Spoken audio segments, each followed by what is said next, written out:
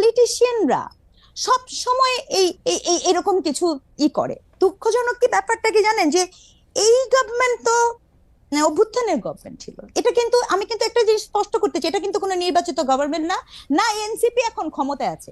তাই দেখবেন এটা তারা মিসম্যাচ করে ফেলে, এনসিপি তো ক্ষমতায় যায়নি, এনসিপি তো এখন ইলেকশনই করে নাই। তাকে আমরা এই প্রশ্নগুলো কেন করছি, তার কারণ হচ্ছে আমরা তার পলিটিক্যাল ন্যারেটিভটা জানতে চাচ্ছি।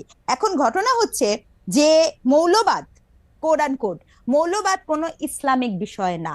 মৌলবাদ ধর্মীয়, মানে হিন্দু মৌলবাদ হতে পারে, খ্রিস্টান মৌলবাদ হতে পারে, নানা কিছু হতে পারে। মৌলবাদের আন্ডারস্ট্যান্ডিংটা আমাদের কাছে বামপন্থী মৌলবাদ পরিষ্কার হতে করা পারে, হয়নি। বামপন্থী, হ্যাঁ অবশ্যই মার্কসের আপনি, বইটাকে বাইবেল গণ্য করে হ্যাঁ সঙ্গে হ্যাঁ করে। অবশ্যই আপনি, আপনার নিশ্চয়ই দ্য রেড আর্মি, মাও জেদং এর যে বইটা, Right. মানে ওই সময় নিশ্চয়ই আপনার মনে আছে। রাইট। তো এই যে হ্যাঁ, তো তাহলে সেটা কিন্তু নানাভাবে হতে পারে। তো এক্ষেত্রে আপনার আওয়ামী লীগ তার শাসনের সময় একটা ন্যারেটিভ তার টিকে থাকার জন্য দরকার ছিল, এবং সবচেয়ে বেশি তার যেটা দরকার ছিল সেটা হচ্ছে একটা বিভাজিত সমাজ।